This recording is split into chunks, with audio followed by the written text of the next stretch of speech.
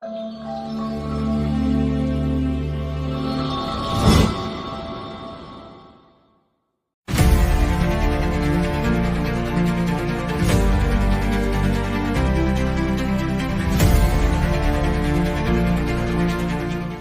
story began with the protagonist playing a video game in which a sinister skeleton told the knight that he was truly worthy of calling him his rival. He said, after all, the rumors were true, that the title of the continent's nightmare suits him perfectly. But as long as the forces of light are with them, they will never give up. Sung Hyun thought that this was a terrifying immortal king, as well as a righteous knight of light. He took a sip of soda and asked if their fight was too much of a show. Well, it was still a performance. And how did it come to this? Even this poor guy watching everything from his closet, they are all him. After some time, there was a knock on the protagonist's door. An employee, holding a piece of paper and a pen, said that he was from the Special Ability Control Bureau, Relocation and Investigation Department. Is he Sung Hyun? The protagonist confirmed his words with an excited face. The employee said that his identity was confirmed. If he were to awaken, please report it to the Special Abilities Control Bureau. Sung Hyun thought that this was the first time he had spoken to a stranger in half a year, and their conversation had just ended. This meant that he wouldn't have to open the front door for the next 6 months. It had been 2 years since he had last gone outside. Some might call him pathetic, others might accuse him of being weak-willed, but he was a victim of this distorted world. Suddenly, a reporter on the TV news said that firefighters were currently battling a fire at a shopping mall. It was reported that the arsonist was an awakened person. He set the fire before entering another world. Sung Hyun wondered with a surprised face that it was an awakened person. Suddenly, all the people in the world began to awaken one by one. The mysterious skills known as special abilities. After awakening, people are forcibly transported to another world within 24 hours. They can only return after fulfilling certain conditions, but very few have managed to return alive. And out of despair, the awakened began to commit senseless crimes before getting to another world. 2 years ago, because of the prank of one such idiot, he lost both his family and his leg. He even plucked up the determination to try to get back on his feet, but after some time, the main character is sitting on a special exercise machine and trying to do leg exercises. He desperately sat down and asked, "What is all this for, if there is no point? Why is he so afraid to just go outside? If he had a little more determination, maybe something would change.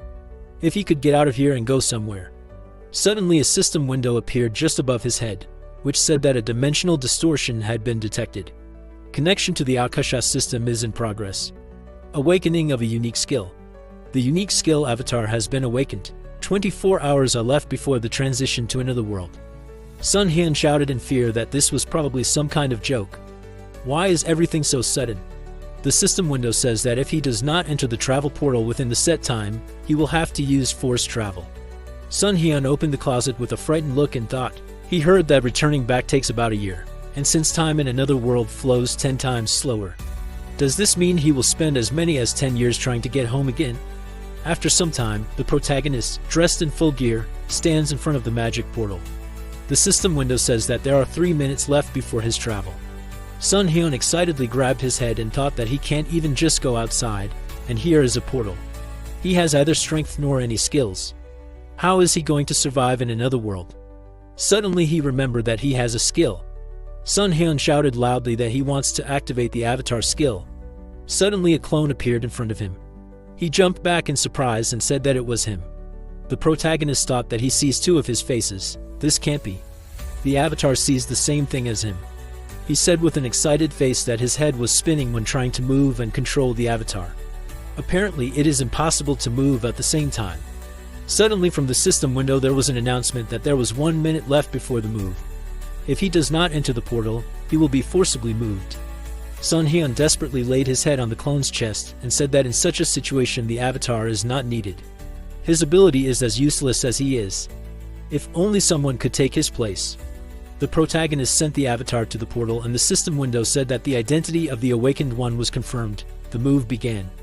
After some time, watching how the avatar dissolves in the portal, the protagonist shouted in surprise that he succeeded. The move portal took the avatar for him. The system window said, the move to the Autarka dimension is complete. Suddenly Sung Hyun saw himself standing in a dense forest. He thought in fear that the avatar should have moved. Why did he end up here? The system window said that he could return to Earth through the return option in the karma store. Karma can be earned through adventures. Accumulated karma is 0. Suddenly, Sun Hyun's eyes doubled and he thought that he was not in this forest. He was just seeing all this through the eyes of the avatar. He excitedly shouted that he was sick. He was going to throw up. Suddenly, he woke up at home and ran sharply to the sink, after which he threw up. A moment later, Sun Hyun said that at least he survived the move. Let the avatar be summoned in this place. A double appeared in front of him and approaching him, the protagonist asked what he should do with this useless ability. Suddenly, a system window popped up, which said that he had received an achievement returned to Earth without using the karma store. He received a bonus 1 time per day he can move to where he was before using a portal. His karma is increased. The protagonist was surprised to think that in this way he became the first awakened one who returned in such a short time. The system window says that the protagonist's balance is 1,910,213 karma points. He was surprised to think that he was given so much just for returning the avatar. In one go, he received points for as many as 10 years. Karma is awarded depending on the influence a person has in another world. Good deeds or bad, murders or honest work, it does not matter. The accumulated karma can be used to improve abilities or return to Earth. Maybe this is some kind of mistake. What if he still has to go to another world? Sun Hyun smiled and said, he didn't know that this would work, so what difference does it make? He looked at the system window and said that returning to Earth is pointless, because he is already here. The system window says that improving your unique skill is 300,000 karma. Increasing status, you can find out more. He asked with interest what is in the increased status section. Opening the tab, he saw the inscription that he can increase the ability to regenerate for 10,000 karma. The main character wondered in surprise, what is this regeneration? After Sun Hyun pressed the button, in an instant his legs were restored and he said, he just felt a strange sensation in his legs. The main character looked at his legs and thought that his injuries were gone. The pain in his leg was not just an inconvenience for him. This wound marked his farewell to his family, and it was because of this wound that he did not leave the room. In the system window it is written that his ability to regenerate exceeded the standard level 1. He received the ability Super Regeneration. Effect increases the power of recovery. After some time, Sun Hyun with a smile pumps his legs on the simulator and thinks that with the help of the points received, he increased his karma and was able to cure his leg. Admiringly watching the productive training, he said that the legs became very strong. But he still had quite a lot of karma left, where to use it. He looked at the function to improve unique skill and clicked on it. After touching the system window, he asked what he could do if he improved his avatar. After a while, the protagonist stands in front of his clone and says with a smile that he is a real man. The double asked that the physique is very good. He probably tried very hard. Sun Hyun said, it is all thanks to hard training. He thought that after awakening the avatar, his consciousness was divided in 2, which allowed him to move freely. And he also received a new ability by improving his weapon skills. The system window says at the center of the mind he can choose what information will be sent to him. Sun Hyun thought, this means that not only will he get rid of disorientation, but he will also not feel pain, even if the avatar is hurt. He grabbed the gamepad with a smile and said that he could go to another world while sitting at home and wrapped in a blanket. The main character thought that he had the opportunity to control the avatar, just like in the game. This is not the only change, now there are 3. He asked thoughtfully that the number of his avatars will increase during the development. He will get confused. This will not work. He needs to decide on names. It is not right to continue calling them avatars, but nothing comes to his mind at all. Sun Hyun looked at the table, saw a package of ketchup and said that the first clone is now called Hans. The system window says that he has General Skills Mind Center, Super Regeneration. Individual Skills Mana Attraction. Note the first avatar is Sun Hyun. The protagonist looked at the second clone and said that he will be Heinz. The system window says that he has General Skills Mind Center, Super Regeneration. Individual Skills Survivability. Note the second avatar is Sun Hyun. The protagonist thought that they have Mana Attraction and Survivability? What a horror, what kind of species is this? So isn't it time for him to complete the most long-awaited quest? Sun Hyun sat down on the couch and began to control the clones. Hans began to teleport to another world, and Heinz took a bag of garbage and went outside. The main character, seeing the rays of the sun, thought that he was not worried at all. The center of the mind was working normally. He said that Hans must also be in another world already. Switching control to the clone, He said that it was night here, in this peaceful at first glance forest, as if there was not a soul. Suddenly, a black panther came out of the thick of the forest. He excitedly asked how it was possible to suddenly appear. The beast attacked him, but Hans took out his sword and inserted it into the panther's mouth. The main character thought that everything was exactly as he expected, no fear or pain at all. In short, everything here is exactly like in the game. Hans pulled the sword from its sheath and killed the panther. He, sitting on the ground near the dead body of the animal, asked, "Is it so hard for him because he hasn't really leveled up? He will have big trouble if he stays here and runs into another monster." Suddenly, he saw a small settlement in the distance. After some time, Hans came to the village and Glokali said with a smile that he is welcome. He was walking along a forest path teeming with monsters, and at such a late hour it's impressive. Hans grinned and said that now he has wounds all over his body. Let the elder tell him, could he stay in the village for the night? Glokali agreed with a smile and said that they should help each other. Hans exhaled with happiness and happily thanked him. After some time, they walked through the village past the houses. The elder asked that he saw such clothes and equipment for the first time. He probably came from far away. Hans chuckled and said that he got a little lost, walked and ended up here. The elder said that he was glad to meet a new face after such a long time. Maybe they should drink some alcohol at the tavern? After a while, Hans is lying on the bed and smilingly says that they even gave him a room here. The longer he is here, the more he thinks that the people here are very kind. How long has it been since he was last so happy to communicate?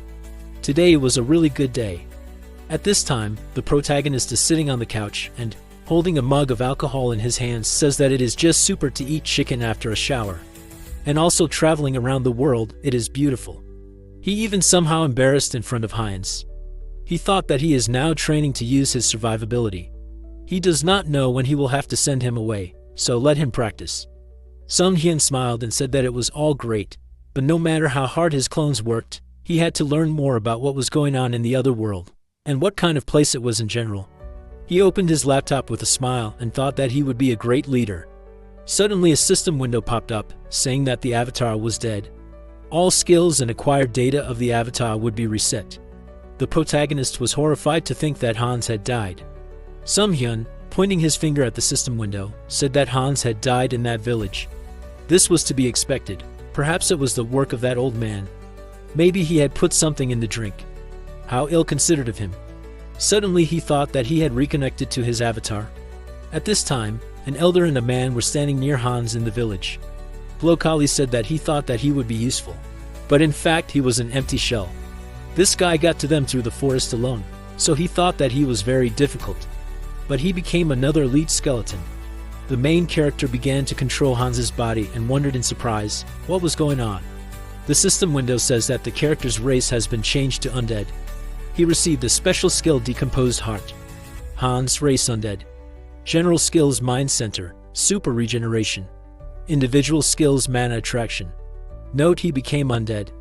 Thanks to the Mind Center effect, his mind is not damaged. Sun Hyun worriedly wondered what was going on.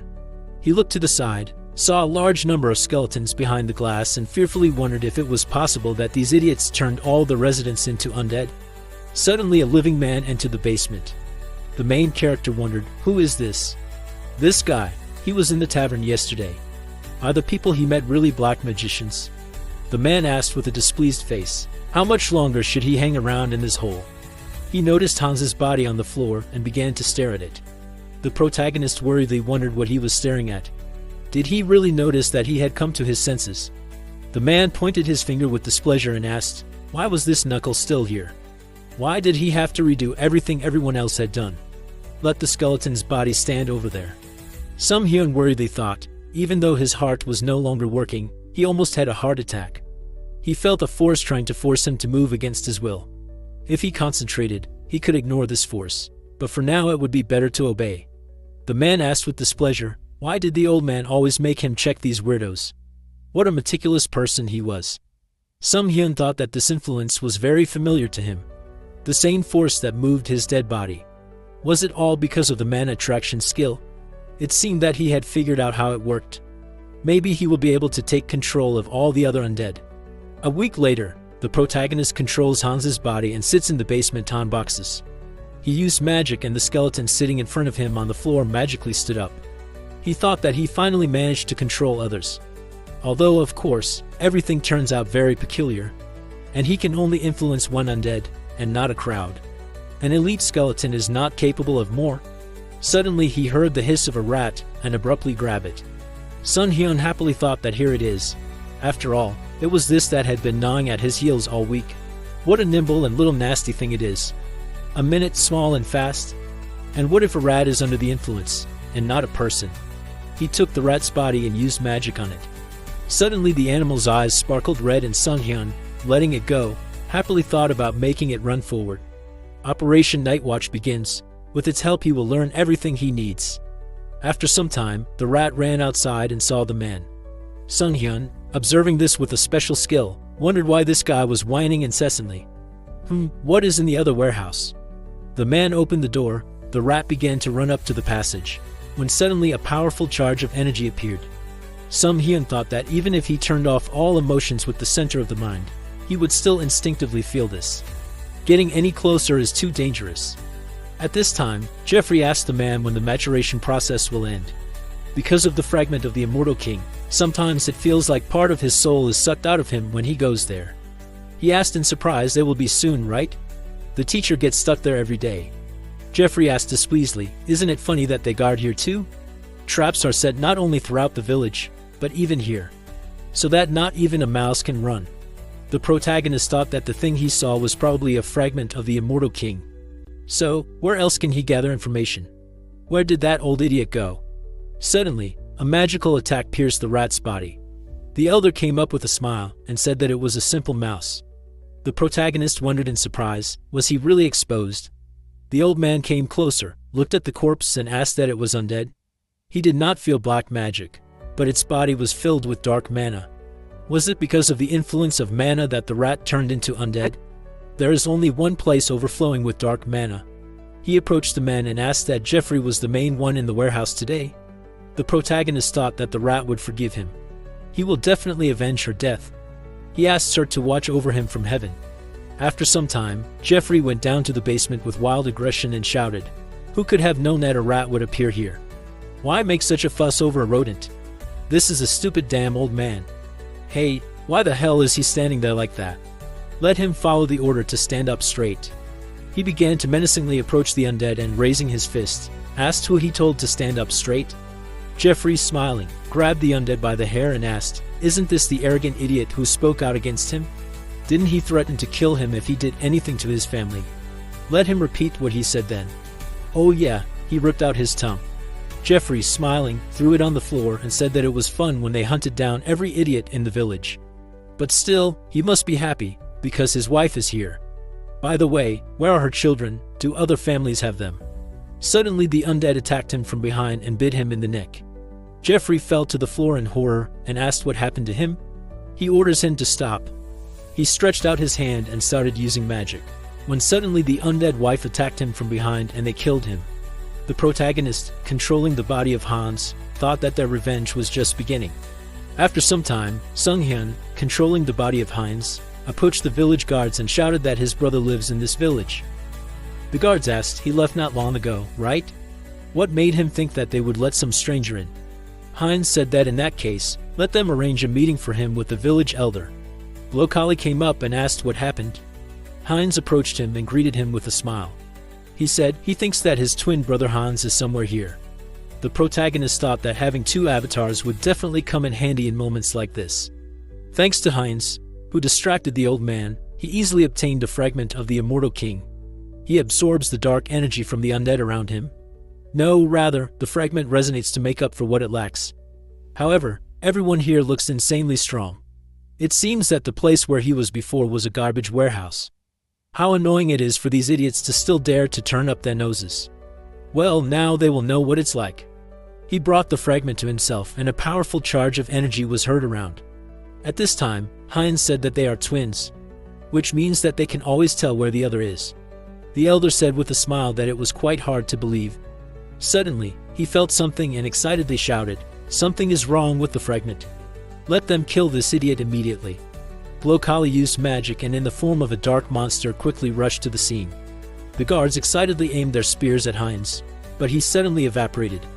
At this time, the protagonist thought that this was an irresistible flow of negative emotions from the fragment. The center of the mind filters out the information, but it comes down with incredible force. I wonder if anyone could withstand this and remain sane? Suddenly a powerful volley of energy was heard and a system window appeared, which said that his essence meets the conditions. Information about the essence immortal magician Demilik. Important information: rank increased due to the power of the fragment of the immortal king. Dark magic hidden in the fragment assimilated with the essence. He received a special skill, demonic wisdom. Important information grants the gift of dark magic and its absolute understanding. At this time, the man is standing in the basement and says that Jeffy is such an idiot. He couldn't even cope with a zombie rat, and now he has to clean this up. Suddenly an elder called out to him and shouted at him to quickly check the fragment and also contact Jeffy. He went to the cage and asked why he was silent. Suddenly a crowd of undead climbed out at him. Hans asked, "Is the weather nice today, is it?" The man thought in fear that this was impossible.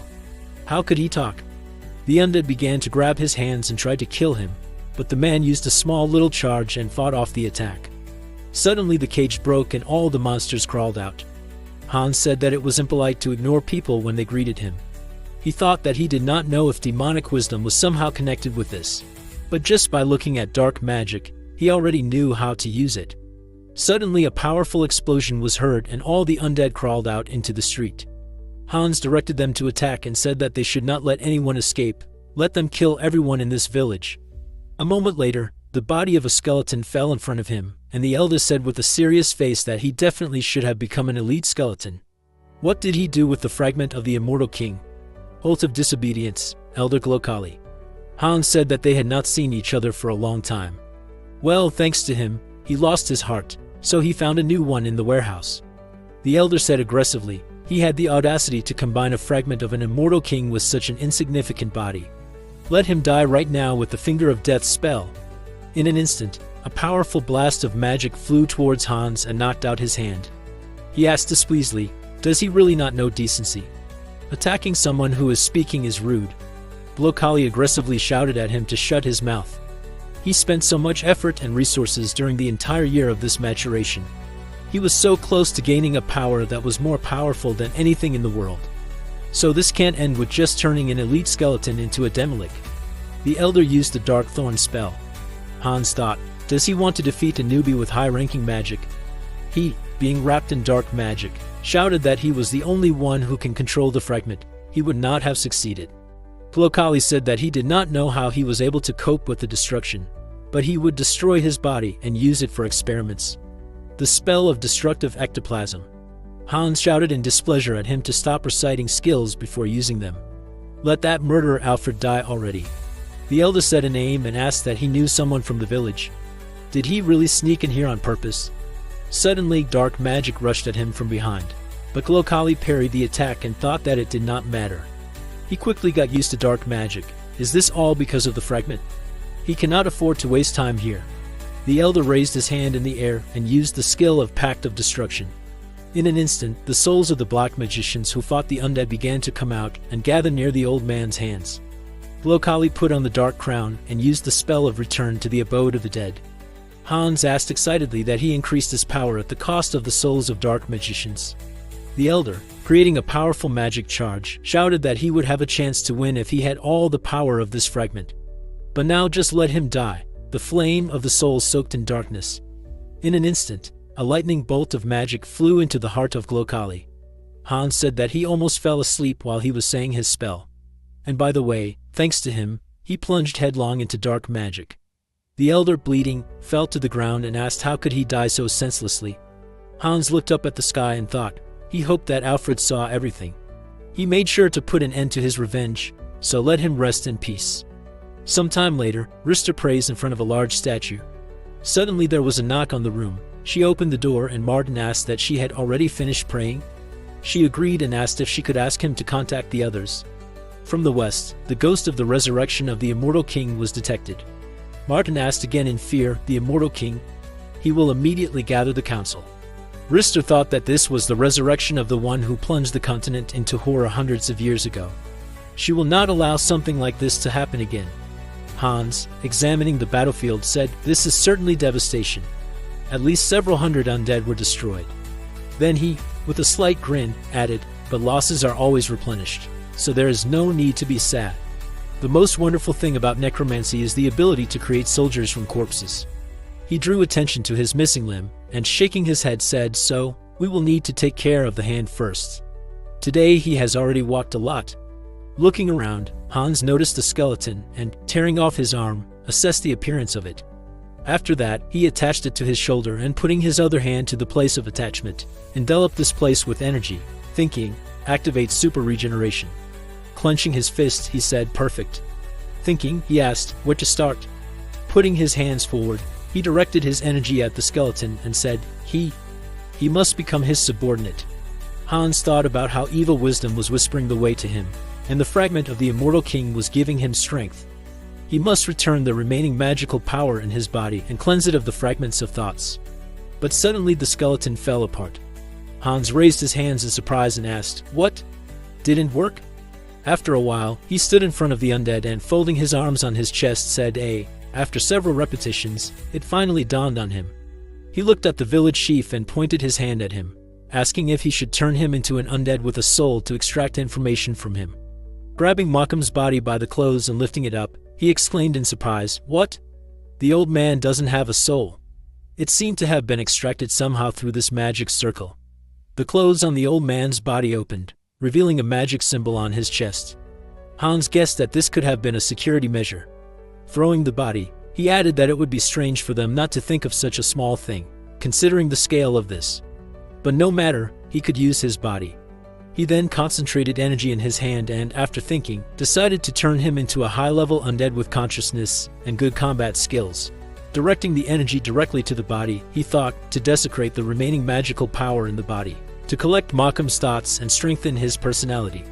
A few moments later, the death mage stood in front of him. Rising to his feet, he said that he was waiting for his order. Hans looked at him curiously and said, "He is speaking." He did not even expect such a result. His name is Malcolm.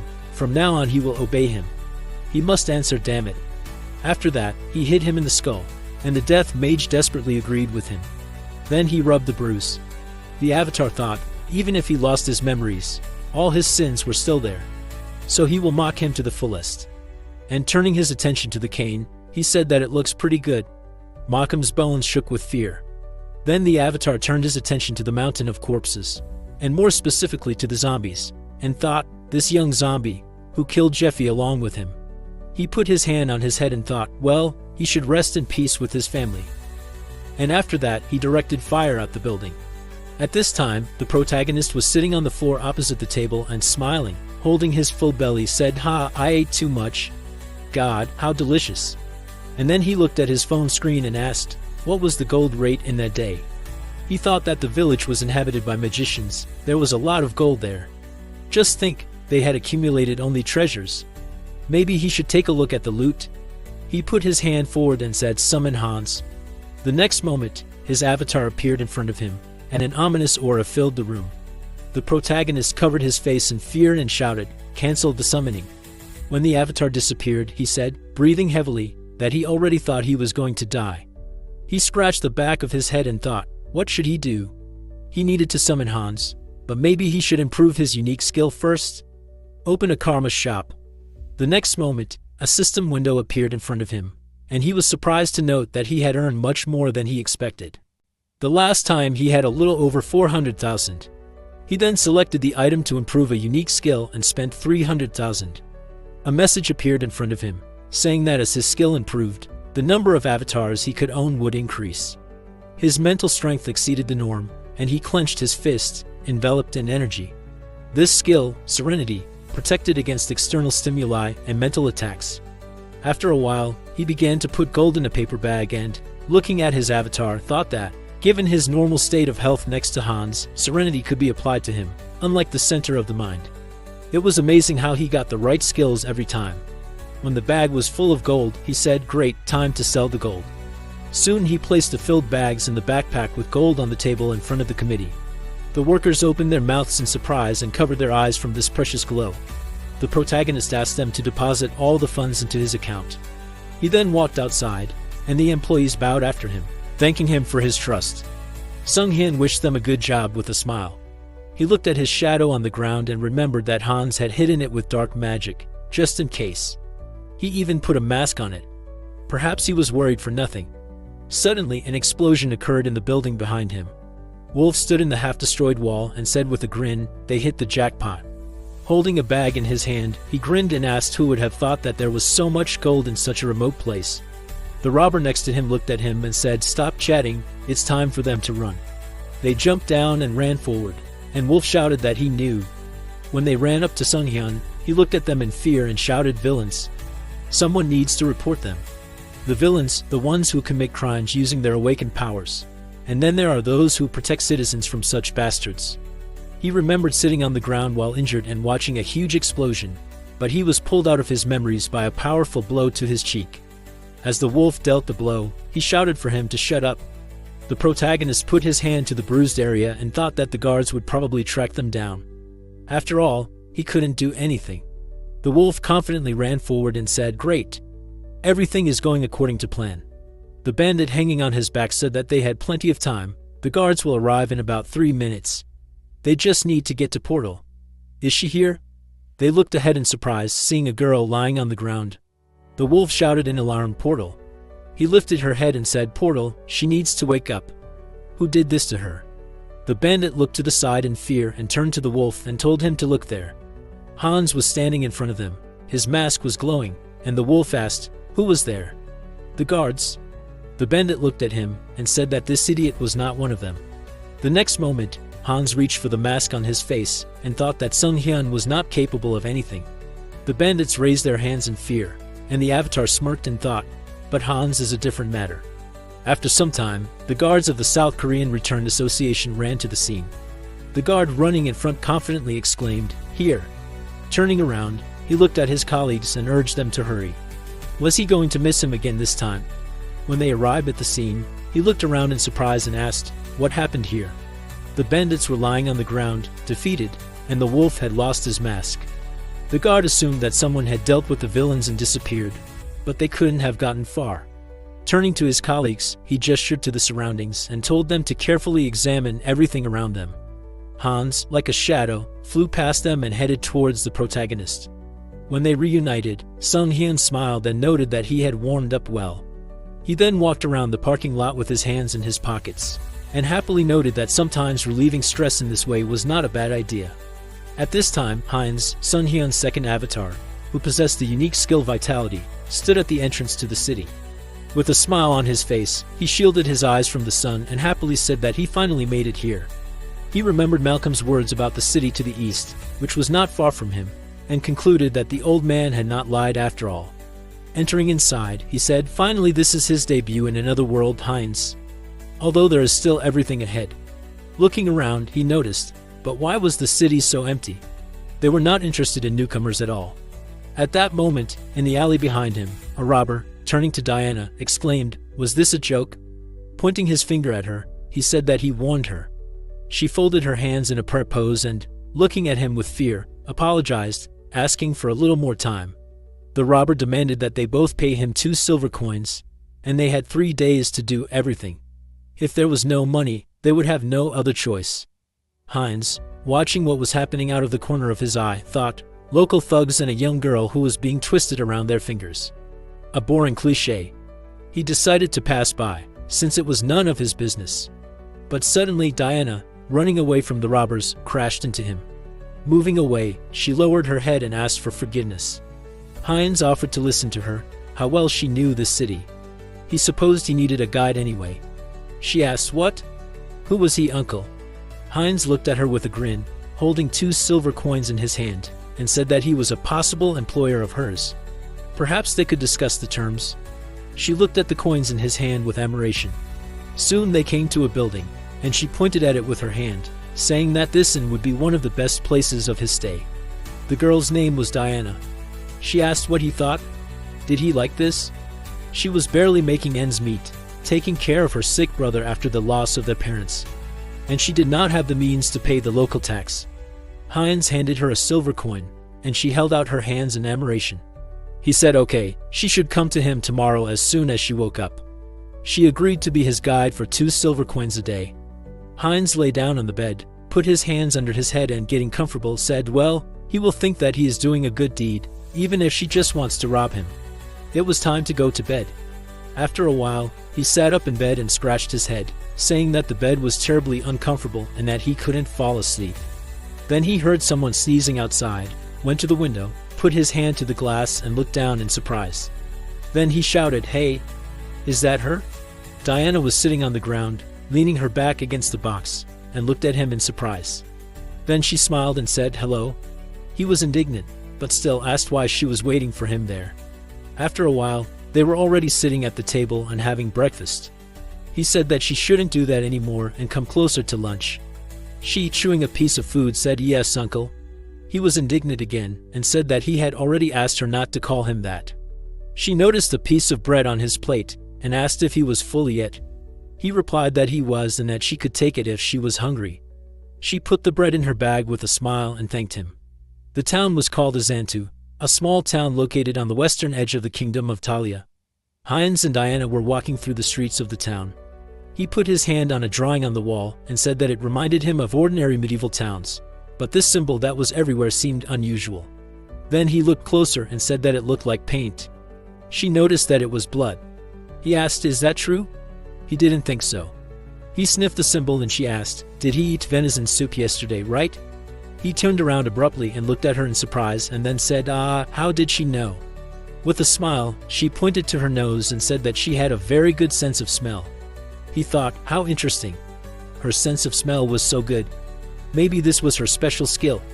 Then they walked forward and he asked what the symbol meant. She replied that it was the emblem of the Varkalak Guild, which controlled this place.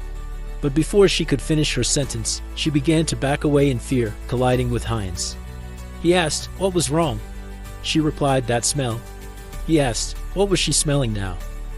She took a deep breath, turned around, clenched her fists and exclaimed, freshly baked bread. He simply had to try it. He asked, didn't she eat a minute ago? She pointed her finger forward, saying that she was already hungry. The smell went into an alley and stopped at a door, behind which a corpse was visible. A few days later, Heinz was leaning against the wall with his arms folded. He said that she had never been late before, maybe something was wrong. At that moment, a bandit approached him and said, hey buddy. He looked at him in surprise and the bandit, with his arms folded, said that they should talk. The avatar thought, has it really come to this? And the next moment, he handed them a handful of silver coins and told them to take it. He tried to put on a kind face and smiled, saying that there weren't many, but he hoped that they could at least help maintain public order. The bandits looked at each other with a smile, and one of them picked up a silver coin. He said that they had quickly found a common language. Heinz thought that he had brought money with him for just such an occasion. Then he noticed the neck of one of the bandits, and thought that it had the same symbol as on the walls of the city. He remembered how Diana had told him not to even think about hiding in the alleys. They needed to leave the city as soon as possible. He wondered how scared the girl had been that she was so afraid of them.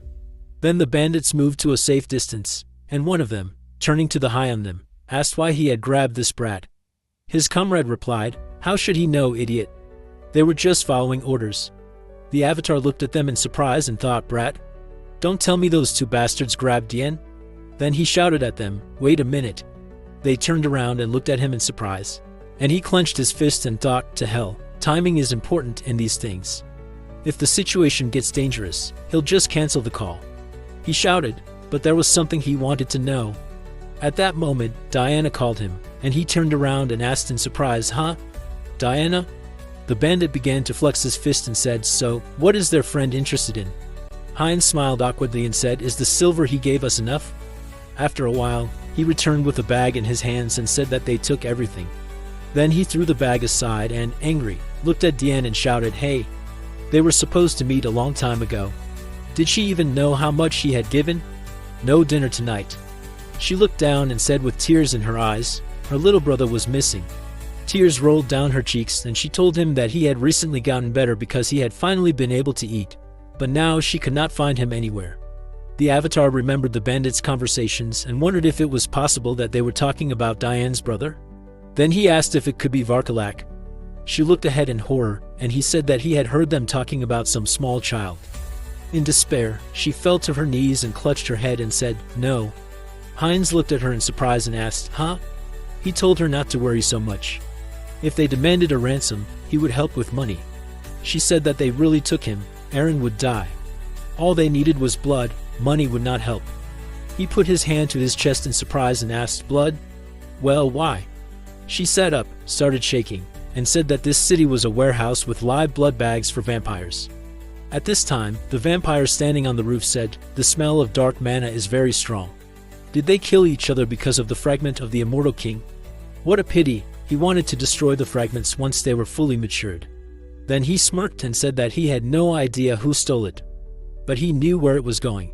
He folded his arms and said, "So it won't be difficult to find the thief."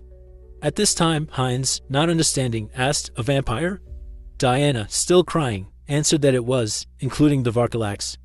All the organizations are run by vampires. Even if he escaped the city, none of them would survive. She desperately wiped the tears from her face and said that they were doing their best to hold on. Day after day, they were trying their best. Then she covered her face with her hands and said, "Damn, she and her little brother will get eaten anyway." The avatar grabbed her face and shouted at her to come to her senses. If her words were true, they didn't have much time. Did she know where they could have taken her brother? She hesitantly replied that she didn't know if he was going to help her. Going on alone was just dangerous. Heinz smiled and told her not to worry. He knew how to fight back against these scoundrels. He thought, the mission to save the unlucky girl was beginning. Sometime later, some bandits were playing a card game in a tavern. One of them threw some silver coins on the table and said, "All in." The bandit looked at him with a smirk and asked, "Hey, where did a debtor like him get such a big amount of money?" He replied with a smile that he robbed some idiot this morning and made a good profit. At that moment, Heinz swung open the doors to the tavern with a blow of his hand. One of the bandits stood up from his seat and walked up to him with a smile. His comrade said, "What kind of idiot is this? Who is he?" The bandit stopped him with a hand gesture and asked him to wait. Then he put his hand on the avatar's head and, pointing his finger at him, said, "Kid, so this is the idiot they robbed. Did he come to give them more money?" He laughed and asked, "Did he want to share with them?" Near the entrance to the building, to the left of the wall, right on the vampire sign, drops of blood were dripping, and a guard was kneeling, leaning his broken head against the wall. The bandit asked what happened to the guards. Did he give him a coin or what?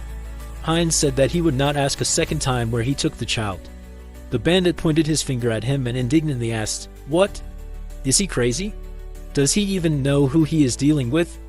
At that moment, the avatar stabbed the bandit in the throat with a knife and said that he knew exactly what kind of scum these people were.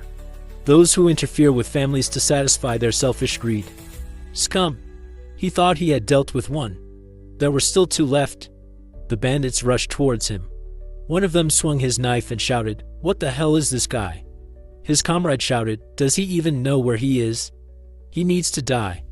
Heinz also swung his knife and thought, he has durability, and he has excellent super skills. He can do it. The avatar attacked one of the bandits, while the other tried to stab the knife into the exposed part of his body. The bandit, his hands shaking, struggled to move the knife forward, wondering what this was. Heinz stabbed him with the knife and thought, -2. Then he moved aside and said with a smile, "A bulletproof vest made in Korea, bastard."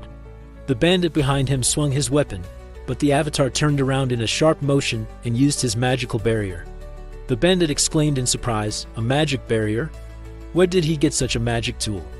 At that moment, a knife pierced his chest, and the avatar thought, -3. Then he looked at the magic items on his belt and thought, good thing he brought so many magic tools with him. He looked around inside. Is it all over? Did he bring too many magic tools? He didn't even use half of them. At that moment, a few more bandits came down the stairs, and looking down, one of them shouted, "What's all the commotion about?" "Huh? What kind of guy is that?" Heinz looked at them uncertainly and thought, damn. His long tongue got him into trouble again. There were screams coming from the building, 6, 7, 8. After a while, Heinz stood in the middle of the fallen bandits with a knife in his shoulder, breathing heavily. He asked, "Why are there so many?" He lost count. He then pulled the weapon out of his shoulder and said that he forgot about it while he was fighting. He then turned to the bandit lying on the ground and put his foot on his head and shouted, "Hey big guy, where is the boy they captured today?" He asked indignantly, "Does he think he's just going to tell him everything?" He's an outsider, isn't he? He doesn't know who's behind him, but he's going to regret it. His boss will be arriving soon, and when he sees this, it will be the end of him. The avatar thanked him for the information and then swung his foot and said that he'd better worry about his own life. The next moment, a piercing scream of pain was heard. After a while, Heinz opened the door to the room and seeing the boy sitting on the ground, asked, "Is he Eren?" Eren, shaking with fear, grabbed his head and begged for mercy. The avatar leaned towards him, kneeling on one knee, extended his hand and told him not to be afraid. His sister asked him to save him. Eren asked, does he know his sister? At this time, a vampire in the form of a bat flew to the place. Heinz told Eren that it was true. He would explain everything to him as soon as they left here. But first they needed to get out. The vampire had already landed on the window of this building and, turning into a human form, asked who he was. How dare he touch his food in his restaurant? Heinz was horrified. He felt a presence behind him, and the vampire continued while he was eating. Is he from an oath of disobedience? Heinz took the boy by the shoulder and a vampire. The vampire asked, or maybe he is this boy's brother? He knows what happens to those who challenge them. The avatar smirked and answered him. He is just an outsider who was robbed by his rabble. He covered Eren with his hand and said that it was pure chance that he helped this boy. The vampire pointed his hand at him and said, really? How boring. He added that he preferred to eat boys, and they would die here. Heinz covered Eren with his body and shouted at him to run. At that moment, the vampire released a magic projectile from his hand, which destroyed everything around him. The avatar, holding the boy close to him, lay on the floor and spilled alcohol and breathed heavily. Then he sat up and said, the smell of alcohol. Is that a barrel? Then he patted the boy on the head and asked, Eren, is he okay? Is that really it? And he said that this was his last chance. He should hurry and run outside. The vampire landed next to him and said dodged, so he was faster than he thought. A great warm-up before dinner.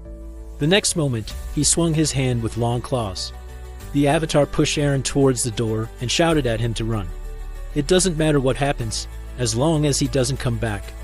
Then, with the help of the sword, he tried to repel the vampire's attack, but gritting his teeth, he noticed the claws that had become even longer. They pierced his body, and the vampire said, he has a strong body, impressive regeneration abilities. Heinz clenched his teeth in pain and thought that the difference in strength was too great. The vampire licked his lips and said, the dish was not planned, but it looks like it will become a real delicacy. The avatar thought that if he did not want to play, he would have died a long time ago. He can't just sit back. Then he swung his hand at him, but the vampire cut off his hand with his long claw and said, oh dear. He thought that he needed to scrape his bones a little before eating. He lifted the avatar in the air, impaled on his claws, and said that this is where his senseless resistance ends. He will pay for this. Then he approached his neck. Heinz thought, if there is a difference in strength, they should just die. At that moment, he released the ring from his mouth, setting everything around him on fire, and the vampire said, what is this? A fire magic tool? Has he been hiding this all this time? The avatar thought as he was thrown to the ground, he saw the alcohol spilling on the floor, and thought of how to take advantage of this situation. The vampire screamed in fear, crazy idiot. He doesn't want to die with him, right? If the fire touches the ground, he will burn alive. He has to get out. Then he cut the avatar's body with his claw. He laughed and said, fragile piece of flesh. But the next moment, Heinz hit him with all his might with his head, causing him to fly to the side, and screamed that he himself said that he has a strong body and good regeneration ability. He is a bit of a tough delicacy. The vampire screamed in horror, no. Seeing the avatar approaching him, he shouted for him to stop. But the next moment, an explosion thundered through the building. Heinz, engulfed in flames, lay on the floor saying, wow, impressive, to think he survived. He realized that being strong can also be difficult. At that moment, he realized that the Help the Unlucky Girl mission had been successfully completed. Outside the burning building, Diana, hugging her brother, looked at the raging flames. She exclaimed, Uncle. At that time, a system window appeared in front of the protagonist, where it was written that Avatar Heinz had died. The avatar will be reborn in 7 days. Sometime later, Diana was cleaning a man's shoes, and when the shoes sparkled in the sun, the man said, that's enough. She agreed with him. The man walked on and said that he put the money on the table. Diana thanked him with a smile, and then, wiping the sweat from her forehead, sighed heavily. The avatar came up behind her and asked if it was okay to ask her a question. She turned around with a smile and said yes. Of course. Please, he must sit down. She then asked in surprise, huh? Her face lit up with happiness, and she hugged the avatar, happily exclaiming, Uncle. He's okay. Heinz too smiled, hugging her back, and said, Of course he's okay. Does he look like someone who can die so easily? None of this was true. However, the avatar really did die this time. The protagonist said that he would only be reborn in a week. Diana would be very nervous. Should I create a new avatar? He pointed his hand forward and said, From now on, he is Heinz 2. General Skill Acceleration. Note Sunghan's third avatar. He thought that he was in a hurry to use the avatar. She wouldn't notice that he was different, right? She was sure that he was him because their souls were the same. Diana looked up at him and said that he couldn't come here anymore. The vampires would be looking for him. The avatar patted her head and told her not to worry. He had decided everything. He thought that he had the immortal King Hans on his side, so the vampires were no longer a problem. After a while, Heinz too sat on the edge of the bed and looked at the system window, thinking. He said that he would have to wait 10 days for the interdimensional transfer to complete. It would take longer than he thought, but it was okay. At that moment, Varric burst into the room, breaking through the wall, and grabbed him by the neck. He slammed his head against the wall and asked, Was this his doing, right? The tracks from the forest lead here. The avatar thought, Vampires. Have they figured everything out yet? The vampire said that the outsider was under the jurisdiction of his slain vampire. Heinz too felt like he was being strangled, but he couldn't muster the strength to fight back. He clenched his teeth and thought, What a monster. Varric approached his neck and said that he did not feel the aura of dark magic and did not smell the blood of his king. The avatar glanced at him out of the corner of his eye and asked, What is he talking about? He does not understand him. He was just sleeping. Varric smiled and asked, Really? He does not understand. He says he does not understand. Then he pressed the avatar to himself and sank his teeth into his neck, saying that then he will ask again. But slowly, it will not work to lie. Heinz too shook his whole body and thought that this is madness. Why is this happening to him again? The system window that appeared said that the entity's appearance changed to a vampire. Varric stepped aside and said again. A notification appeared in the system window that he received a special skill, the Legacy of Little Blood. The super regeneration skill was replaced with regeneration. The vampire, shrouded in an overwhelming aura, asked, Was he truly not involved in the vow of disobedience? The avatar felt the pressure and authority emanating from the higher vampire, and his blood seemed to scream for submission. He answered, Yes, Lord Varric, he is just a simple traveler. Despite this, he knew that he could ignore the instinct to obey, as the center of the mind acted as a kind of filter, blocking it. Varric turned away and said, Was he mistaken? He should follow him. They have important business. Heinz too thought with a smile, Okay, he will go and get some information. Soon they found themselves at the main office of the Azanta branch, the Varkalat clan. When they entered, the vampires present greeted Varric with respect. They turned their attention to the avatar and asked, What is this? New blood? The vampire covered her mouth with her hand and said, What was he thinking? Accept such scum? At that moment, Rosalicia ran up to Heinz too joyfully, holding a glass of liquid in her hand. She grabbed his hand and exclaimed, Hello. Little blood after all this time? Smiling sheepishly, she introduced herself as Rosalicia and asked what his name was. He looked at her and thought, What kind of drunkard is this? He then replied that his name was Heinz. Rosalicia handed him a glass of liquid and said that he shouldn't be so rude. They were the same minor blood, weren't they? Here, freshly squeezed blood. He should drink it. He took the glass in his hand and thought that maybe he should drink it to avoid suspicion. After taking a small sip, he felt a strong thirst even to the filter of the center of the mind. He thought that just drinking was dangerous. He would block the taste and smell and then drink it. When he drank the contents to the last drop, he said, Delicious. Rosalicia ran her finger along his cheek with a smile and said that she liked him. If you were a human, she would suck out all his blood to the last drop. He laughed awkwardly and asked, She called him a minor blood. What does that mean? Rosalicia thoughtfully put her finger to her chin and said, Huh? He doesn't know anything about vampire ranks, does he? A minor blood is like a knight among humans, and a pure blood is an aristocracy. For example, Lord Varric. The clan of leaders is known as the true blood. And then there is the sacred blood. Well, it is something like God. The avatar asked, God? She answered, their prophet, and the one they must obey completely. At this moment, Varric, standing on the second floor, banged his spoon on his glass several times and called for attention. He said that it seemed like everyone was gathered, so they could get down to business. The fragments of the immortal king disappeared. Perdita, the pure-blood vampire, adjusted a strand of her hair, watching what was happening.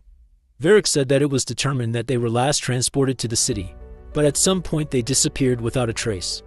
The pure-blood vampire Teopole folded his arms over his chest, and Varric suggested that perhaps they had already entered the city. Heinz, looking up, asked in surprise, the fragments of the immortal king? Rosalicia, looking at him, sighed and asked, does he not know? The dark mages in a certain village were cultivating the fragments of the immortal king. Heinz wondered where the guys from the Oath of Defiance were. Varric said that from today on, each of them would thoroughly investigate the areas assigned to them, and they were to report any suspicious circumstances immediately.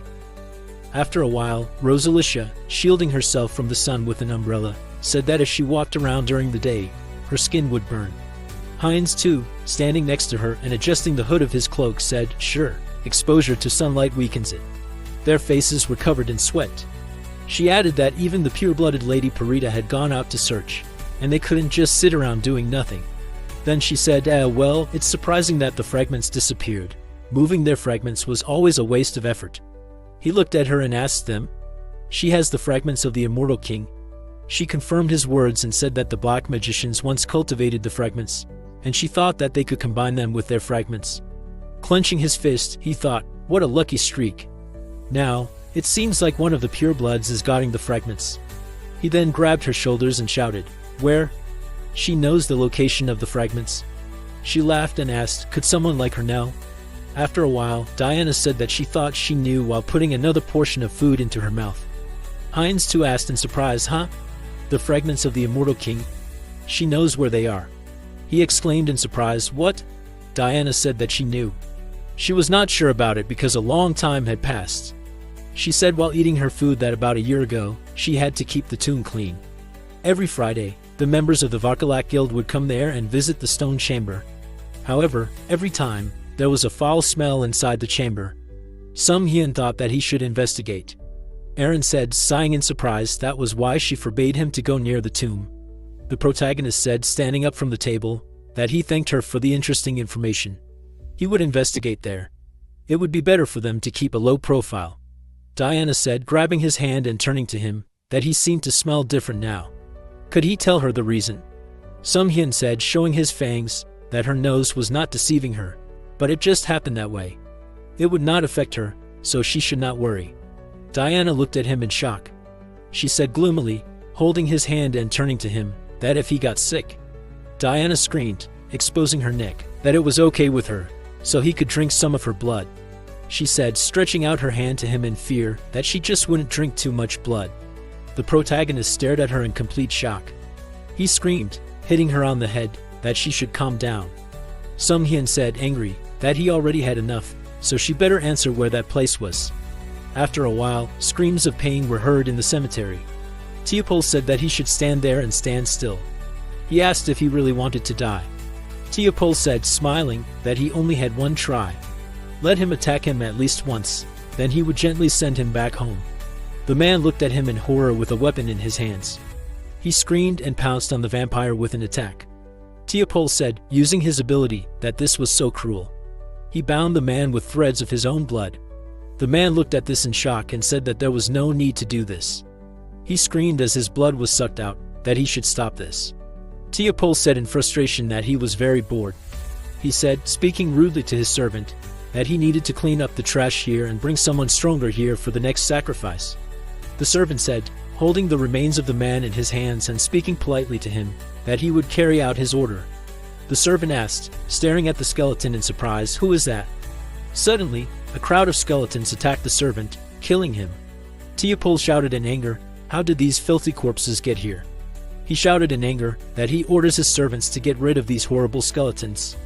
Suddenly, a dark shadow appeared, sliding between the skeletons, which dealt a crushing blow to the enemies. Teopole asked, in anger, who is that? Is he the necromancer from the Oath of Defiance? How does he know about this place? The protagonist, while in the body of Hans, used dark magic. Teopole said, looking at this with annoyance, that they won't tell him anything nicely. He doesn't care about it. He shouted, activating his ability, that it will be easier for him to ask his questions when he rips off his head. Teopole destroyed the skeletons with his attacks made of blood. Sung Hyun thought, so you'll only leave his head? He used magic, turning the remains of the skeletons into weapons. The protagonist thought, smiling and using his ability, that he was curious to see how he would try to do this. Teopole thought, this spell is too fast. He won't be able to dodge it. Sung Hyun called out to Teopole and blocked the attack. Teopole asked in surprise, are these reinforcements? He said, smiling, that he got here just in time. Has he already reported the ambush there? Heinz II shouted that he had already reported the incident here. Lord Varric's followers had already gathered outside. He had come there first to help him. Teopole said, angry, that this was great news and he had to help him. This Demolic was strong enough. They had to buy time for reinforcements to arrive. The protagonist, represented by the younger vampire, sank his fangs into him. Teopole turned around in surprise, asking, how could this happen? Why was there blood on him? Had he gone crazy, idiot? The protagonist, represented by Hans, used his dark magic. Teopole said, looking at it in shock, that this was dark magic. Had they conspired against him? How could this happen? He had to stop immediately. Teopole screamed in horror, how could he drink the blood of his own kind? Drinking the blood of your kin is a grave sin that clouds your mind. He said as he fell to the ground, that this couldn't happen. Heinz II asked, wiping the blood from his lips with his hand, is it really clouding the mind? However, it will work on him. A system window popped up with information that the personality, Heinz II, had inherited the skill, blood magic. He said with a smile that this was great news. Now with his new ability, it would not be difficult for him to break this blood barrier. Hans said that they don't have enough time for that. Heinz II said with a smile that then he just has to smash it. A deafening explosion thundered, destroying the roof of the tomb. Sung Hyun said with a smile that they found it. Hans said that this is really what they came here for. Heinz II said that this is the second fragment of the Immortal King. Hans said, reaching out his hand to it, that he found another fragment. He said, absorbing it, that this is simply an amazing thought. The protagonist thought that even if he filtered out the negative thoughts with the mind center, there were too many of them in this fragment. The mental power of all the clones should focus on the personality of Hans. Suddenly, a pillar of dark energy burst out. Varric said in surprise, looking up, what is this fog? Are they too late? He stared in surprise at the floating skeleton, from which dark energy emanated. Varric ordered his subordinates to attack it. The vampires, using their abilities, launched arrows of blood at it. Hans glared at them and used dark magic to crush one with a powerful blow. Varric said, looking at him in surprise, that this silhouette reminded him of something. A system window popped up with information that the skill, regeneration, had evolved into the special skill, immortality. He inherited the special skill, forbidden knowledge. The status of the personality, Hans, was changed to Archlich. After a while, the holy paladins arrived at the cemetery. One of them asked, is this fire or what is it? It seems to be coming from Azanthu. He coughed from the dark energy.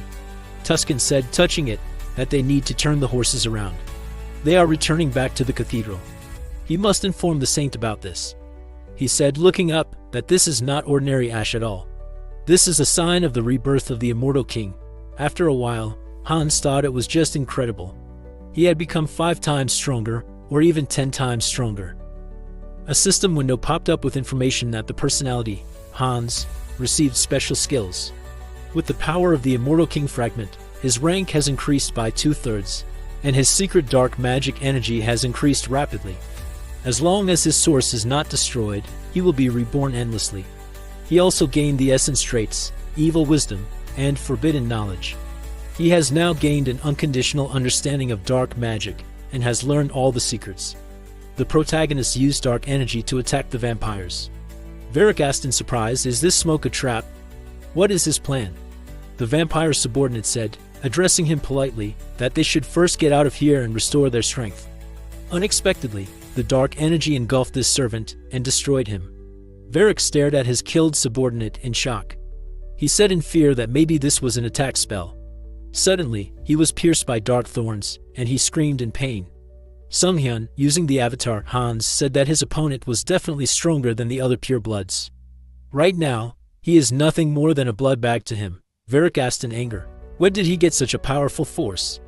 Did he really manage to completely absorb the fragment? How did he even manage to endure so much darkness alone? Heinz II asked, is he really interested? He prepared to sink his fangs into him and said that he is simply not alone. He completely drank the blood of Varric, whose body then fell to the ground. The system window notified that the entity had fulfilled the conditions for growth. Especially the skill, Legacy Small Blood, is transferred to Legacy Pure Blood. Heinz II thought that this was clearly a success, because he became a pure-blooded vampire. By devouring other vampires, he can grow faster. Let them wait for him, because he will devour them all. After a while, in the forest, Rosalicia shouted that she needed Purita. She asked in fear, what should they do now? Rosalicia said with tears in her eyes, if Lady Purita was there, they would not have surrendered to this enemy so easily. Purita said that Varric had been defeated. This opponent should not be underestimated. She said, touching the dark magic with her hand, that the remnants of the fragments contained an excessive amount of magic. So this enemy was very strong. The sun was already rising, and they should quickly return to the base, where they could request reinforcements. After a while, a man ran along the city street, cursing loudly. He asked, leaning his hand on the wall and speaking rudely, they would not pursue him to the end, right? These vampires are to blame for everything. They acted so arrogantly, but they were destroyed in an instant. He made a mistake when he trusted them. Heinz II grabbed this man from the shadows. A scream of horror was heard from the alley. Sunghyun thought that he left Hans in the city to deal with the remains of Varkalak, and he attached the identity of Heinz II to a small merchant guild so that he would leave the city with Diana and her brother. After some time in the forest, Heinz II said with a frying pan in his hand that if he sprinkled it well with pepper, it would make a special steak. Diana and her brother happily stared at the delicious food and sighed in admiration. They happily said that they were grateful to him and that it was very delicious. The protagonist said with a smile that they could eat in peace since it would be good for their health. Sunghyun thought that they could be so happy because the danger was behind them. The protagonist asked with a smile, did they have an uncle who ran a store in Eastern Lapilas? Diana said with a nod of her head that they did. She said with a nervous smile that she really didn't know if her uncle would be happy to see them. He said that she shouldn't worry about it. Sunghyun thought that if it didn't work out, he should just give them money. He felt so sad thinking about parting with them. When was the last time he felt like this? Maybe he had changed a lot since he came to this world.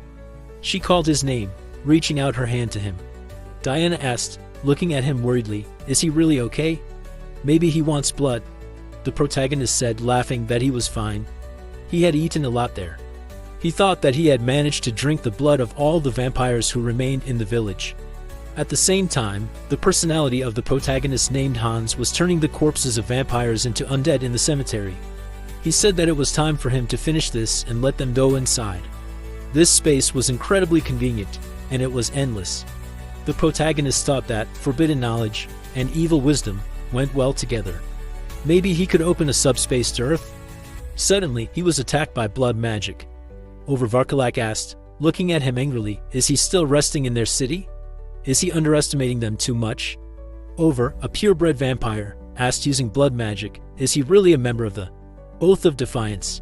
Hans thought that if she thought that way about him, he should thank her for it. He said that he was Hans, who was an honorary member of the Oath of Defiance.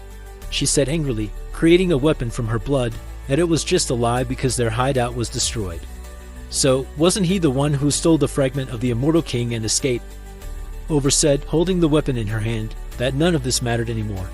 She shouted, jumping from the roof, that he was going to die anyway. The protagonist did not have time to dodge her attack. He thought, looking at the severed spine, that it was very close. Stared at him in shock. Sunghyun thought, looking at her, that she had incredible strength, so a purebred vampire is not an easy opponent for him. He crashed into the barrier, and was surprised by this. Asked, did he really think that he could easily escape from here? The best blood mages of her clan set up a barrier. The protagonist thought, touching the barrier with his hand, that he could break through it, but he would have to try hard for it.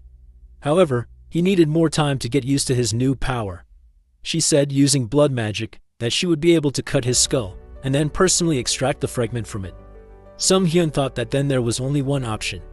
The protagonist said, grinning, that she should remember this. He is from the oath of disobedience, and he is her death. He can retreat, but next time he will definitely come back for her. He thought that this is the trademark of a villain, always leaving dramatically. The protagonist used his ability to call Hans back from there. The subordinate of the pure-blooded vampire asked why he said that. The servant who raised his hand said that it was very inappropriate. Over screamed, looking at him in surprise. How did he get through the barrier? Suddenly, one of the servants was killed from behind by an arrow. She said, looking anxiously, that these were the holy silver arrows of the paladins. The subordinate shouted, pointing his index finger to the side, that they had a big problem. The paladins of the Order of the Church of the Supreme God have arrived here. They have already surrounded the tomb and are approaching them. Overthought, speaking rudely and angrily, clenching her teeth, that she was cursing this lich. Was this why he stayed in the city and delayed them here? He was too cunning, so wherever he was, she had to find him. She angrily shouted that she would definitely be able to find him and kill him. After a while, in the protagonist's room, Sung Hyun said, sighing in relief, that he was still alive. Hans said that recall is a cheat code, and he was convinced of it. Sung Hyun shamefully recalled what he said before using the ability, recall. He asked, swinging his legs on the bed, why did he use a typical line from the villain's dialogue? He will die of shame like that. The protagonist asked, clutching his face with his hands, why did he even say that? Was he crazy? He asked, using the personality of Hans, was he really proud of his strength?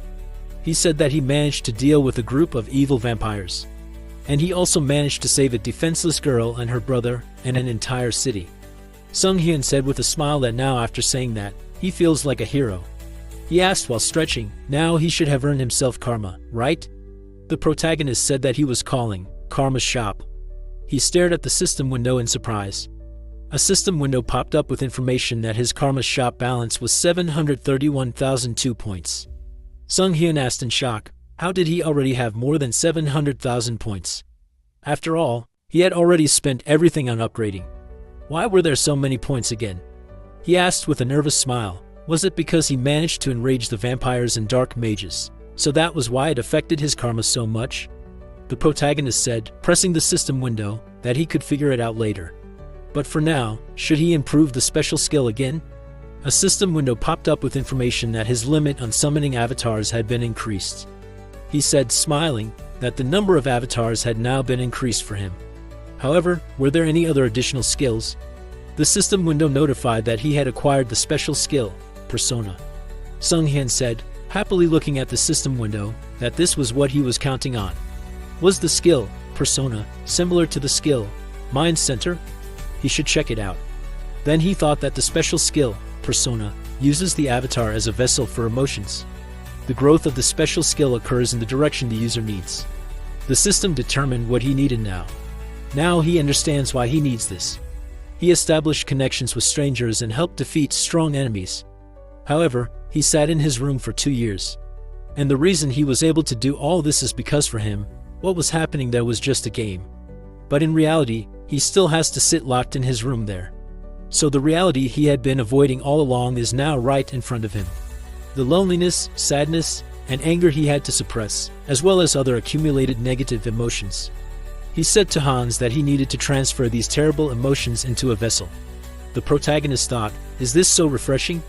However, he does not feel the emotions disappear. It was as if they had just been neatly placed in a box. Now he wondered how Hans was feeling, who had absorbed his negative emotions. Hans said that he shouldn't worry about it. He said, covering himself with dark energy, that pain and despair were his eternal companions, so they didn't bother him at all. Sung Hyun thought, looking at him in surprise, that this couldn't be true, although he had said it, but his tone had changed. Hans said, laughing, that it had gotten through to him. An avatar who had been filled with emotions could now have its own personality. The protagonist wanted to express his thoughts, but suddenly there was a loud noise outside the window. He asked, was that an explosion? Why could this be happening now? Sung Hyun asked, looking out the window, was there another villain? Was he there in the city now? So things were getting worse every day. He said, holding his face in his hands, that he shouldn't worry about it now. Let the Guardians deal with it there. It's not happening right in front of him like last time. So it doesn't concern him at all. Hans asked if he needed a reason to eradicate evil. The protagonist thought, looking into his eyes, that after he transferred his negative emotions to Hans, everything became clear to him. Avoiding is his habit. Although he always wanted to defeat evil the most, he always made up excuses because he lacked the courage to do so. Hans said that the world order was shaken there. Criminals were everywhere there now. He said, using his power and wearing a mask, that he would now become their law. Sometime later, at the site of the explosion, people were discussing the incident. They asked how many times had this happened there. The villains began to carry out terrorist attacks. Why haven't they called for reinforcements yet? Hans thought that the villains had created an organization there. They didn't have much time left. He would be ashamed to leave empty-handed. He used dark magic and created the Eye of Darkness. He thought it was time for them to be his eyes and ears in the darkness. After all, there were sinners hiding in the shadows. At that time, in the alley, some schoolchildren were making fun of their classmate. They said that they should bring him an ashtray. This was the ashtray man.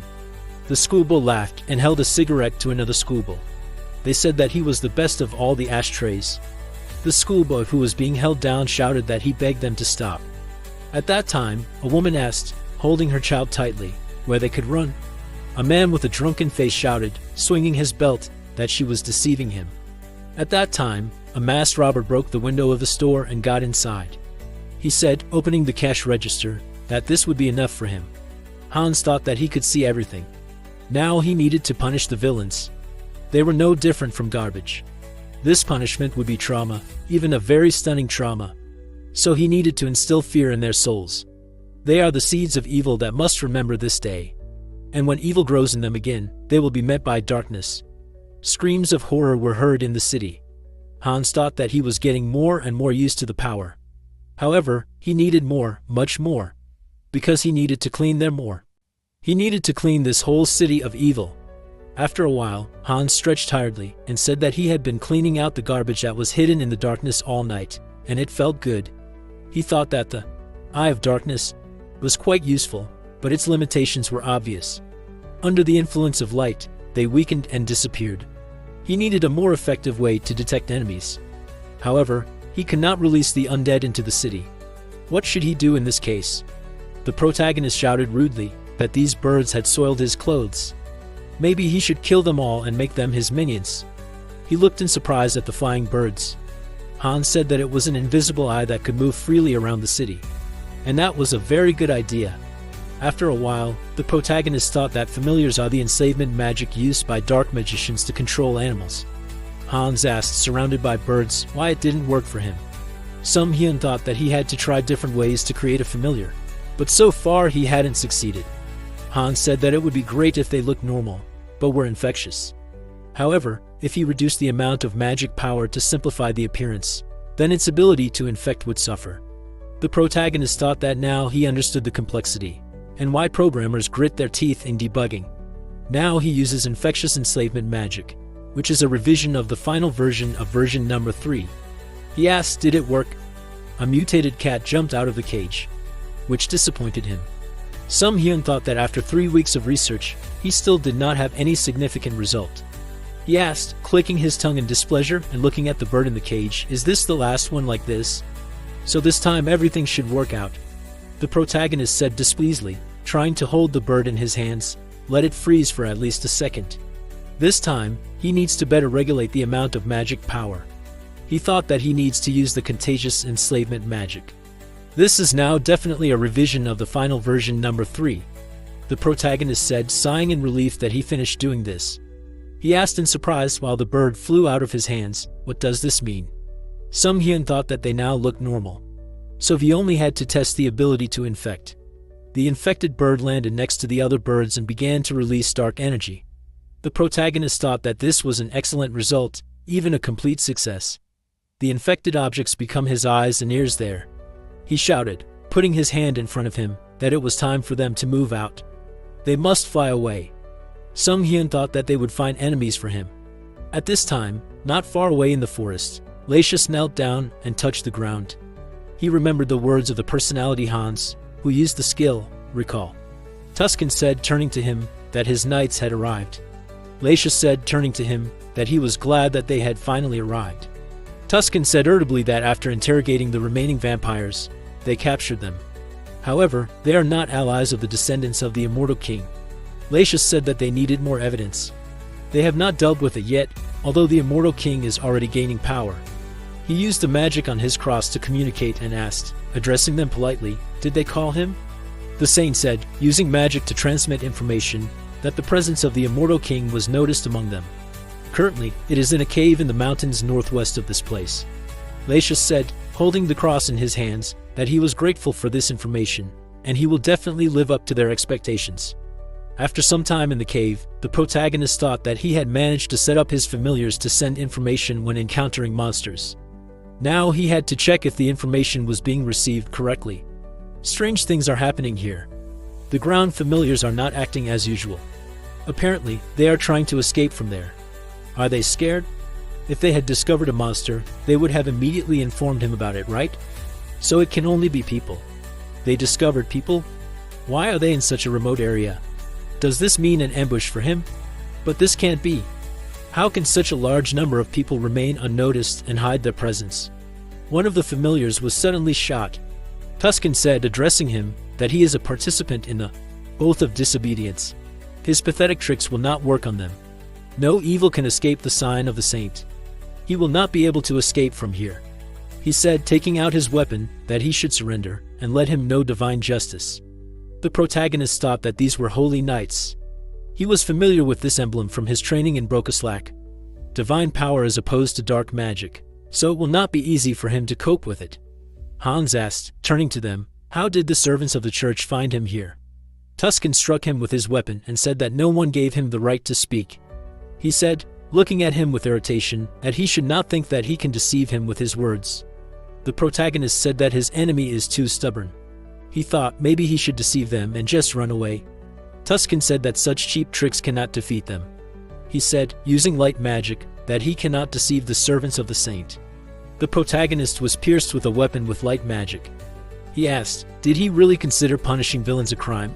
Tuscan said, activating his light magic, that he had better shut up.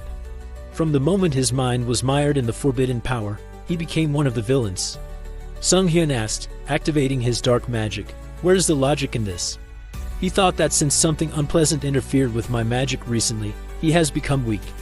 The protagonist was thrown aside by the blow. Tuscan shouted that they should start singing the anthem. He lured him out.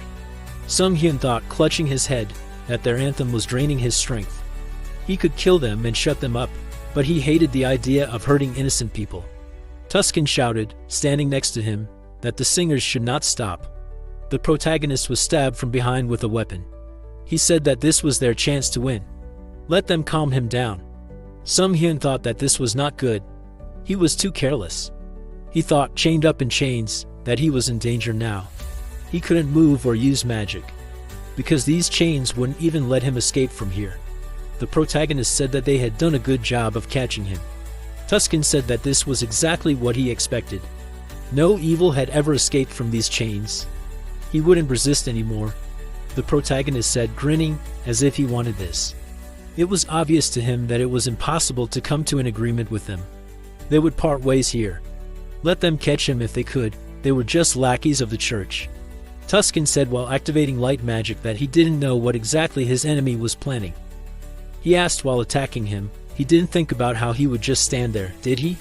The protagonist thought with a smirk that it was all useless. It didn't matter how strong these chains were, because Hans was already free. Tuscan asked in surprise, did he manage to break free from the chains? This couldn't happen. He thought, who the hell is he? Sung Hyun said tiredly while lying on the bed that this was already becoming a problem for him. He thought that he had too many enemies out there. Could it be that wherever he went, he could only create chaos? First, the Shadow Faction, Oath of Defiance. Then the Vampire Clan Varkalak, and now one of the continent's biggest powers, the Paladin Order, have become his enemies. He suddenly remembered one important thing. The protagonist had called up the system window with the Karma store. Sung Hyun thought that there was a reason why he had been earning karma until today. Don't tell him. Everything is not just like that, and this is happening to him because he attracts villains from all over the continent.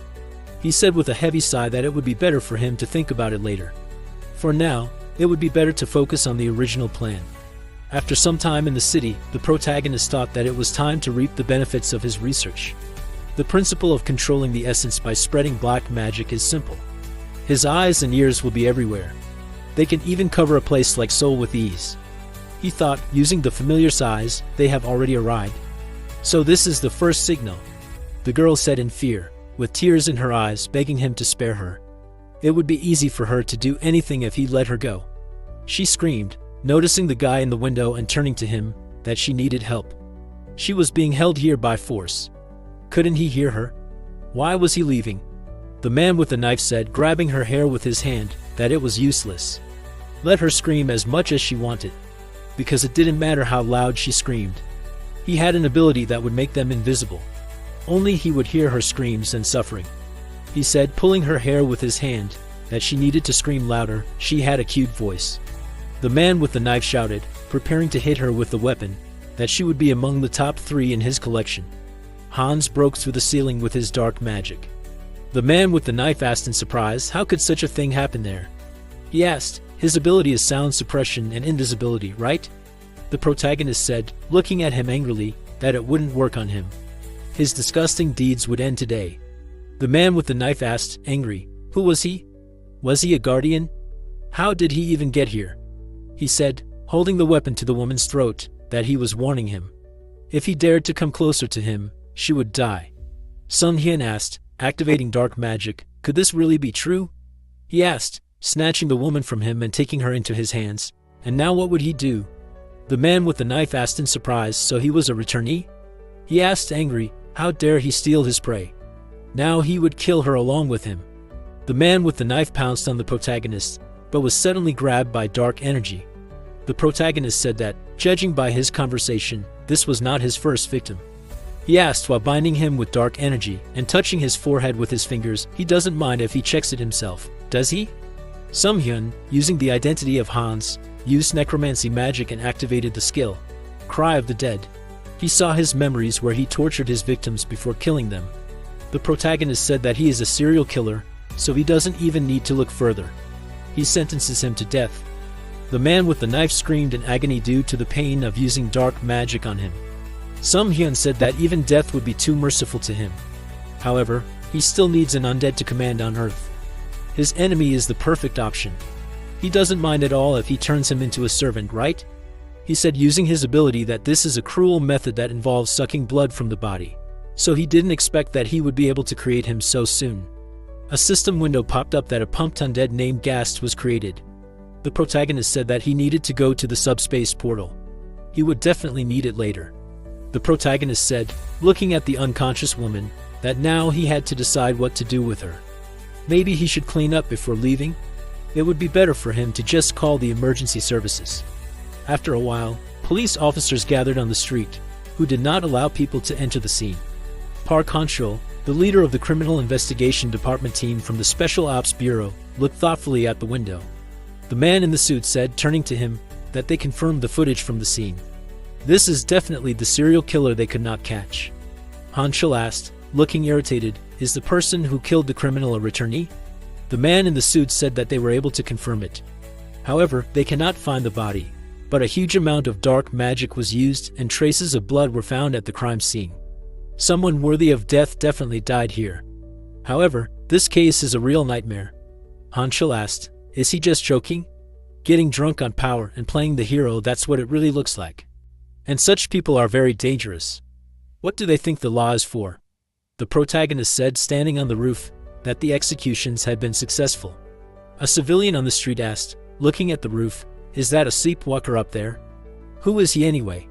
Han said, petting the cat, that he wanted to see his face at least once. After some time, at the association that repatriates South Korean citizens, Seoul South Branch, the secretary said that she was calling the branch manager. Let her excuse her, but she needs to come in for a minute. Let her wake up, Young Ji-in. She has a very important matter to ask her. Let her get ready. Young Ji-in raised her not quite sober head and asked what time it was. What happened there? She stretched out her hands to the papers and said that the Special Ops Bureau sent them a request for cooperation. She looked at the papers and asked, is this a case about the arrest of 3 jewel thieves? Is this case related to the recent murder? She thought that the same dark mage was wearing a long coat and a mask. She put the tablet on her head and said that the public security situation is complicated. They are not sending them reinforcements. She almost handed this case over to that guy. The secretary was very surprised and asked what she just said. That idiot is a murderer. She found someone to hand this over to. She rebelled and threw her fists up sharply. She said that's exactly what she said, he's capable, so if they tame him, he'll make a great dog. The secretary got an unhappy pose and asked, can he join them as guardians? She knows very well that she's busy with work, but maybe it will work out. Let her stop talking nonsense and get back to work. She started to aggressively tap her finger on the documents and hinted that she should see this huge stack of documents. Ji-yoon looked at this with displeasure and remained silent. A few moments later, she slammed the table, causing the documents to fly apart. She screamed that she wanted to tear these damn villains to pieces. After a while, the protagonist stood by the window and warmed up. He said with a satisfied face that destroying the villains brings him pleasure. He thought that if it is not a serial killer, he stops at saturating the curse of terror and punishes them accordingly. He thinks this is very small. He looked carefully at the city street and said that later, soon he would have to take a look at these guys. The organization of villains was causing complete chaos. Okay, and now that he had more or less figured it out, maybe he should pay attention to the other world. After a while in the other world, Uncle Diana and Aaron were screaming their names in tears. The children ran up to him and started hugging. He said that they had been through so much. They had worked so hard. The children were screaming and saying that they were fine. Heinz looked at this with a smile and thought that he was very happy. He seemed like a very nice person. If he had acted in any suspicious way, he might have had to resort to threats, but that did not seem necessary. Their uncle took his hand and thanked him heartily for bringing the children to him. Heinz started waving his hand and said that he had not really done anything, but it had to happen. Diana came up to him and said that she was very grateful to him for all that time together. She hugged him and screamed that she was very happy. He stroked her head and said that they were not parting forever, he would visit them often. And now they should behave well and be healthy.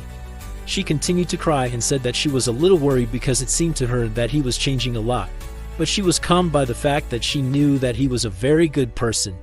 He asked fearfully, is he really changing? He thought maybe it is the influence of the persona skill. Hans is a mixture of negative emotions. He wants to gain recognition, and in other words, he is an attempt to attract attention.